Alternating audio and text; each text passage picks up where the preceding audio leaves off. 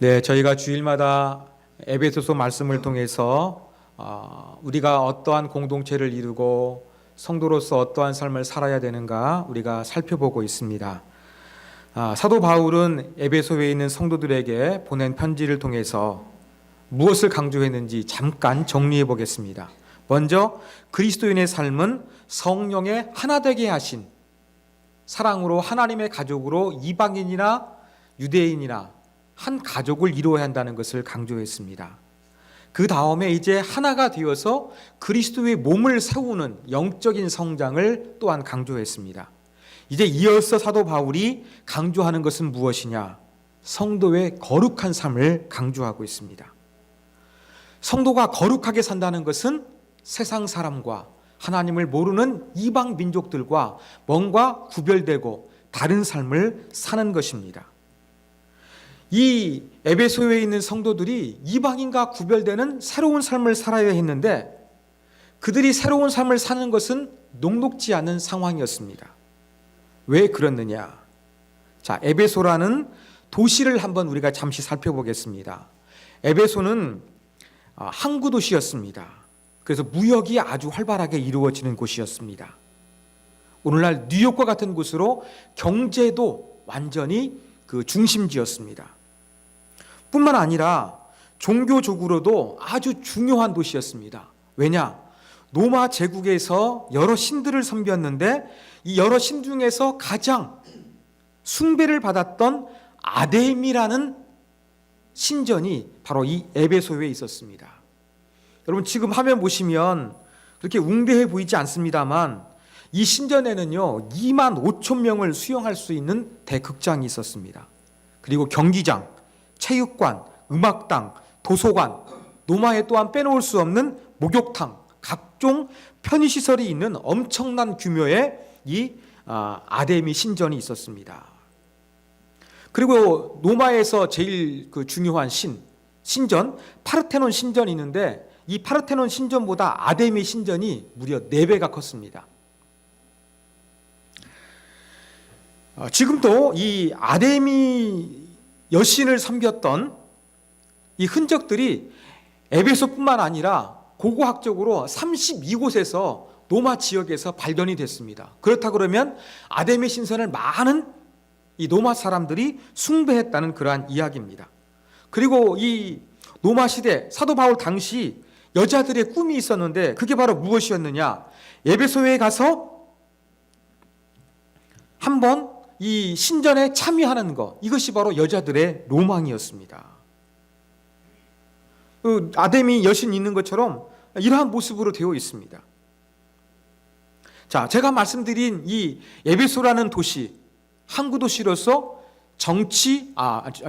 항구 도시로서 무역, 경제, 종교적으로 중요한 도시라 그랬습니다. 그리고 이 아데미 여신을 섬기는 아주 중요한 요충지라고 말씀을 드렸습니다. 자, 이러한 곳에서 예수를 믿는 소수의 그리스도인들이 이러한 아데미 신을 섬기는 문화를 거슬려서 구별된 삶을 살아가는 거 여러분 어땠을까요? 쉽지는 않았을 것입니다. 매우 버거웠을 것입니다. 자, 사도 바울은 이렇게 그리스도인이 된 에베소에 있는 성도들에게 이방신을 섬기는 아데미 신을 섬기는 사람들처럼 그 옛 모습을 간직할 것이 아니라 이제는 완전히 새로운 사람이 되어야 된다. 주님을 닮아야 된다. 이것을 강조하고 있는 것이 우리 시우가 읽은 에베소서 본문의 핵심 메시지입니다. 그런데 이것을 사도 바울이 어떻게 표현하고 있느냐? 제가 설교 준비가 너무 어려웠는데 로마의 성인식을 이해하니까 설교가 쉬워지더라고요. 로마의 성인식 문화를 통해서 에베소에 있는 성도들이 이제는 달라져야 한다. 이것을 강조하고 있다는 것입니다. 여러분 성인식, 성년식이라고도 하지요. 어떤 의식입니까? 어린아이가 자라 일정한 나이가 되면 어른으로서 대우해 주는 바로 의식이 성년식이라고 할 수가 있습니다. 자, 우리 민족은 남자가 보통 15에서 20세 사이에 그 머리를 풀고 상투를 틀어 관을 씌워서 성인식을 치렀습니다. 여자들은 보통 15살에 머리를 감아 올려 비녀를 꽂아서 성인식을 치루었습니다. 아프리카 문화권은요, 특이했는데 육체적 고용이나 어떠한 육체적인 그 시험을 통해서 성인식을 치렀습니다. 하마르족이 있습니다. 이 족은 성인식을 치르지 못한 아이는 무엇이라고 불렀느냐? 인간이 아니라는 의미에서 당나귀라고 불렀습니다. 그런데 소를 뛰어넘는, 소 등을 뛰어넘는 그러한 육체적인 테스트에 합격하게 되면 드디어 이제는 당나귀가 아니라 인간으로서의 이름이 주어지게 되온 것입니다. 이게 바로 아프리카 문화권에서의 성년식이었습니다. 여러분, 그러면 바울 당시에 어떠한 성년식이 있었을까요? 이것을 우리가 분명히 알아야지 오늘 하나님의 말씀을 우리가 보다 깊이 있게 이해할 수가 있습니다. 자, 유대 사회, 그리스 사회, 로마 사회, 자, 성인으로 인정하는 것들이 조금씩은 달랐습니다. 여러분 잘 아시는 것처럼 유대인들은 아들이 12살이 되면 그때 이제 성년식을 해줬습니다. 그리스 사람들은 18세에 거행을 했습니다. 로마 사람들은요, 성인식의 나이를 정해놓지 않았다는 특징이 있습니다. 그런데 성인식을 베풀기는 베풀었어요. 언제 했느냐? 매월 3월 17일에 거행을 했습니다. 그런데 3월 17일에 있는 성인식의 날이 있는데 몇 살에 할 것인가? 이것은 전적으로 아버지에게 달려 있었습니다. 여러분, 자녀 교육할 때 우리나라는 그 자녀를 위해 가지고 모든 걸 부모들이 다 바치지 않습니까? 엄하게 교육하지 않습니다. 그냥 조금이라도 다칠까 봐 그냥 부모들의 마음이 애가 탑니다. 로마의 교육 방식은 그렇지 아니했습니다. 여러분, 로마 제국에서의 아들은 친아들이라 할지라도 또 그 양아들 삼는 제도가 많이 있었거든요. 수양아들 삼는 거. 그런데 아들로 쉽게 대우하지 않았습니다. 아주 엄격하게 대우를 했습니다. 가장 영리한 노예 중에서 아들을 위한 가정교사로 삼습니다. 그래서 아이에게 필요한 것들을 전부 다 교육하게 합니다. 그리고 이 아들의 교육을 담당했던 노예가 어느 정도 가르침을 있는 다음에 평가를 해서 주인께 보고합니다. 주인님, 이제의 아드님께서 인간다운 사람이 되었습니다. 지적, 도덕뿐만 아니라 폭넓은 지식과 올바른 정식, 건강한 육체를 갖게 되었습니다. 라고 보고를 하게 되면 그때야 비로소 이제 아버지가 아들을 위해 가지고 3월 17일에 성년식을 거행시켜 준 것입니다. 자, 로마의 성인식을 무엇이라고 불렀느냐? 리베랄리아라고 불렀습니다. 그러면 이 리베랄리아라는 성인식을 할 때에는 온 가족이 모여서 축하해주는 잔치가 벌어지게 되었습니다. 이 리베랄리아 성인식에서 중요한 것이 바로 무엇이었느냐? 옷이었어요. 옷. 여러분, 고대 사회에서 옷은 정말로 중요합니다. 여러분, 왕, 선지자, 왕자, 옷이 달랐지 않습니까? 바로 이런 옷을 통해서 신분과 그들의 권위를 나타낸 것이 바로 고대 사회의 옷이었습니다. 로마 사회에서도 마찬가지였습니다. 그래서 로마 사회에서도 여러분, 소녀가 그 성인식을 치르지 않는 소년들이 입고 있는 옷이 있었습니다. 그리고 성년식을 하게 되면은 옷을 입는 것이 달라지게 되었습니다. 자, 로마의 정통적인 그러한 남성 의상을 토가라고 합니다. 토가. 근데 토가는요, 그림 보시는 것처럼 이렇게 여러 종류가 있었는데 여러분, 유대 사람들은 이런 토가를 입을 수가 없었습니다. 본디오 빌라도는 입을 수 있었죠. 왜요? 로마 시민권자니까. 바울도 입을 수 있었고요. 이러한 로마의 토가는요, 로마의 시민권을 가진 사람만 입을 수가 있었던 것입니다. 신분을 나타내는 것이죠. 자, 그런데 이 성인식 때 이제 옷을 바꿔 입는 거예요. 어떤 옷이냐? 소년 때 입었던 어린아이의 토가가 있습니다. 그 토가를 입고 있었는데 그것을 벗어버리고 이제는 일반 성인들이 입는 그러한 토가로 바꿔 입는 거예요. 이렇게 옷을 바꿔 있는 가운데 어떤 의미가 있었느냐? 여러분, 성인식을 치르지 않는 노마의 아들은요, 법적인 의미에서 어떤 재산을 상속할 수 있는 권한이 없었습니다. 종이나 노예와 다를 바가 없었습니다. 그런데 이제 성인식을 치르게 됨으로 말미암아 이제 진짜 법적으로서 아버지의 모든 것을 상속할 수 있는, 그리고 인간으로 대접받을 수 있는 그러한 권한이 성인식을 통해서 주어지게 된 겁니다. 이러한 인간으로서 완전한 성인이 되었다라는 그러한 의미에서 이제는 내게 권한이 생겼다라는 그러한 의미에서 어린 시절에 입었던 토가를 벗어버리고 성인들이 입었던 그러한 토가로 바꿔 입는 의식을 이 리베랄리아의 중요한 의식으로서 행했던 것이었습니다. 여러분, 바로 사도 바울이 에베소에 있는 성도들을 향해서 너희가 달라져야 한다, 너희가 거룩해져야 한다, 이걸 강조하고 있는데 어려운 말 같은데 뭘 배경으로 이야기하고 있느냐? 로마의 성인식을 배경으로 말씀하고 있다는 것입니다. 그래서 이제 그리스도 산다는 것은 예수 믿기 전에 옛사람의 모습을 벗어버리는 거예요. 예수님을 통해서 하나님을 닮아가는 게 새로운 옷을 입는 거예요. 이것을 이해하게 되면 오늘 말씀이 아주 이해하기가 쉬워지게 되어 있는 것입니다. 자, 그리스도인들 아까 제가 말씀드린 대로 경제가 발달하는 곳에서 돈이 우상이 되기 쉽습니다. 아데미 여신을 섬기는 곳에서 하나님만을 신는 유일신앙을 유지하기가 매우 힘들고 어려웠습니다. 세상을 따라가고 싶은 욕구가 강했을 것입니다.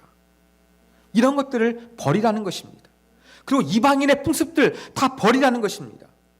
그래서 사도 바울은 이 하나님을 모르는 이방인의 모습에 대해서 묘사하고 있는데 허망한 생각, 하나님에 대한 무지함, 마음의 완고함, 지각이 어두워졌다, 하나님의 생명에서 떠나 있다, 이런 표현들을 사용하고 있습니다. 자, 이 중에서 제가 한번 여러분에게 강조하고 싶은 것은 바로 18절에 있는 마음의 굳어짐이라는 단어입니다. 자, 굳어진다는 포룬이란 그리스 동사는 굳어지고 돌같이 단단해지는 것을 의미하는 그러한 단어입니다. 그래서 영적인 무감각이 생기는 거예요. 하나님을 알지 못하는 영적인 무감각이 있는 이 옛사람의 모습 벗어버려라, 사도 바울은 강조하고 있는 것입니다. 이 영적인 무감각은요, 우리 몸에 굳은 살과 같습니다. 여러분, 굳은 살은 내 몸에 붙어 있지만 그 안에는 생명력이 없어요. 여러분, 손바닥에 굳은 살이 있고요, 발바닥에 굳은 살이 있고요, 무릎에 굳은 살이 있고요, 발뒤꿈치에 굳은 살이 있습니다. 이러한 굳은 살은 각질이 탈락되지 않고 쌓이게 되어서 단단해졌습니다.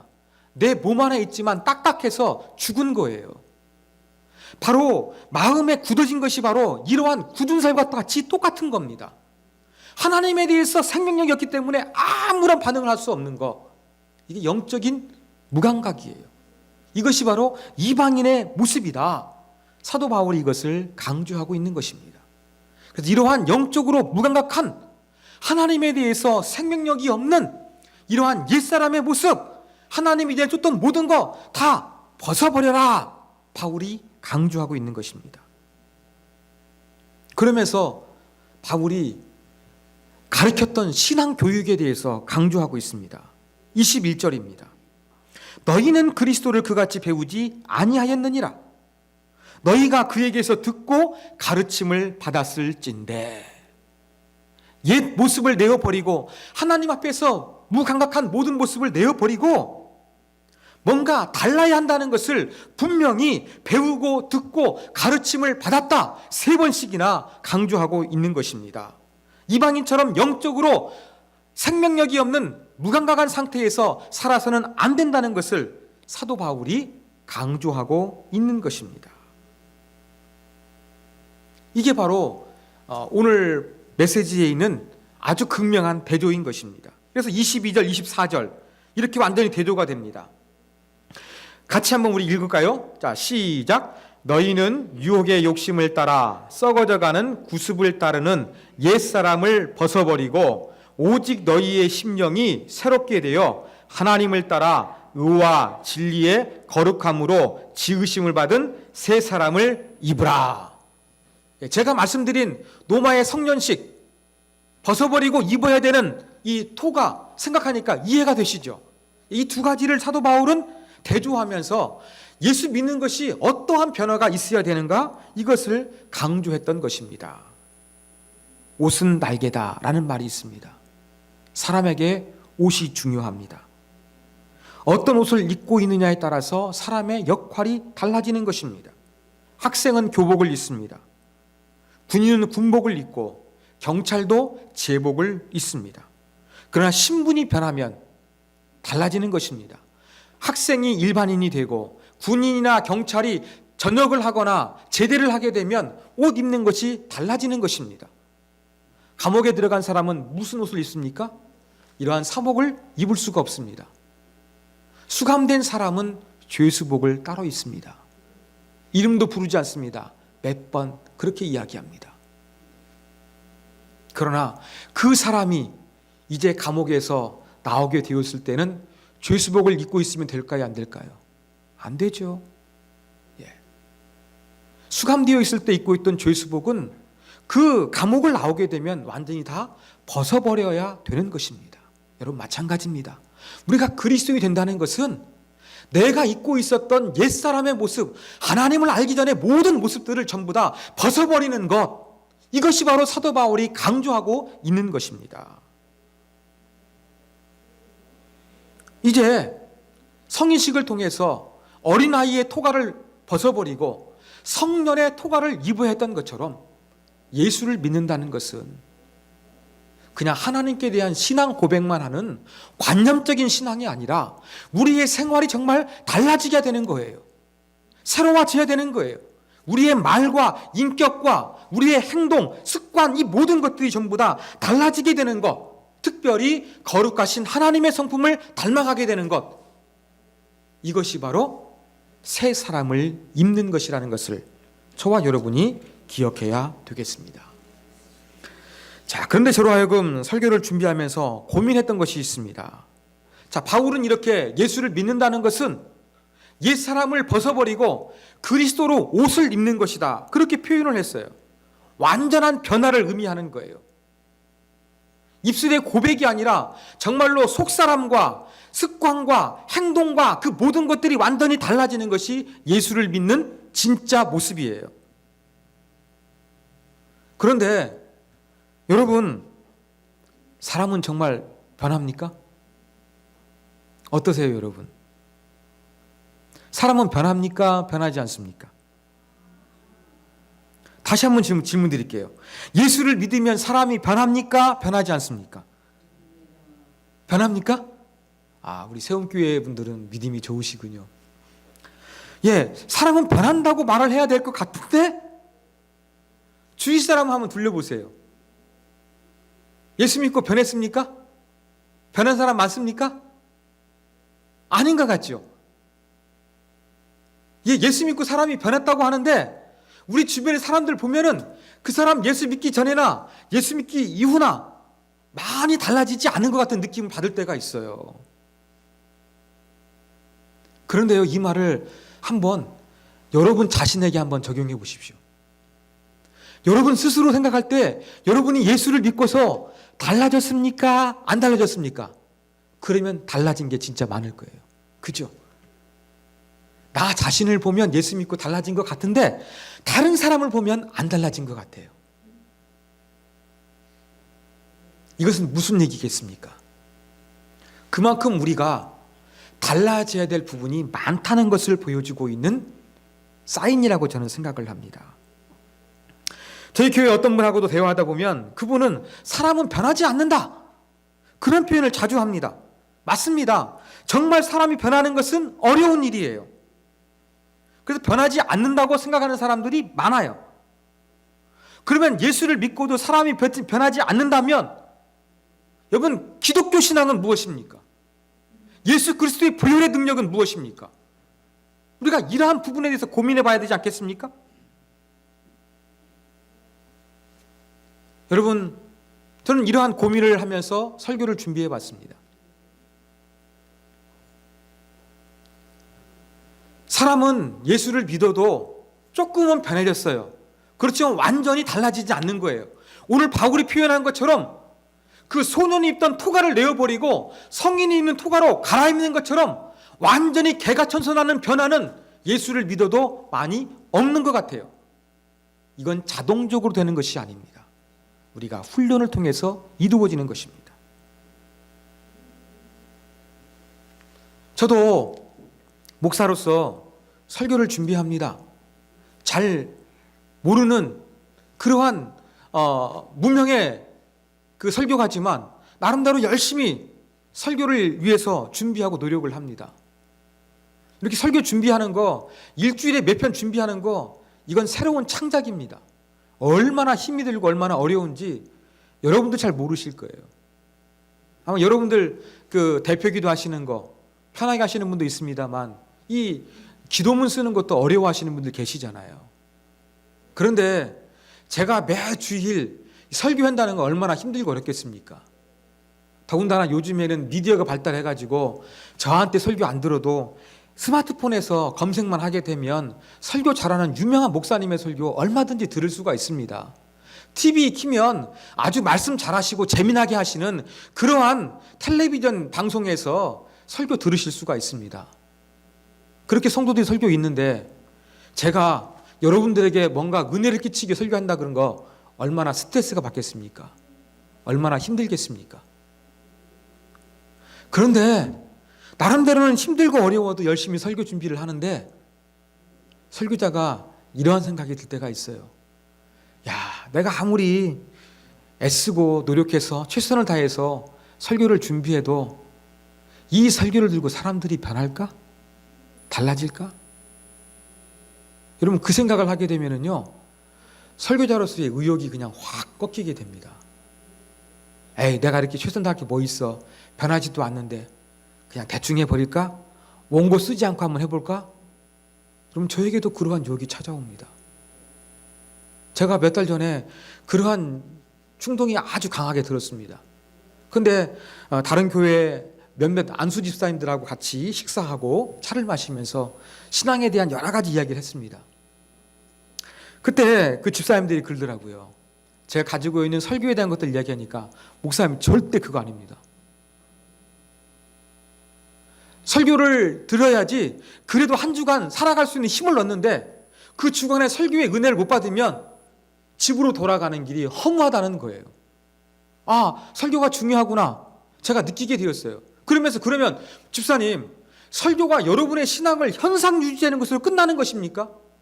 제가 볼 때 설교를 통해 가지고 사람이 달라져야 되는데 안 변하는 것 같아 가지고 설교자로서는 이것이 고민입니다. 제가 그런 얘기를 했어요. 그러니까 거기 있는 집사님 그렇게 말씀하시더라고요. 목사님 설교를 듣다 보면은 변하지 않는 것 같아도 또 내가 당장 쉽게 달라지진 않지만 하나님의 말씀을 들으면 진리의 말씀이기 때문에 가슴 속에 남아 있습니다. 그것과 제가 씨름하게 됩니다. 그런 말씀을 하시더라고요. 제가 그 말에 많은 위로를 얻게 되었습니다. 여러분, 예수를 믿어도 정말로 변하긴 변해요. 더 변해야 돼요. 내가 예수 믿고는 많이 변한 것 같은데 다른 사람이 봐서는 별로 안 변한 것 같아요. 더 우리는 새로워져야 돼요. 옛사람의 모습을 내어버려야 돼요.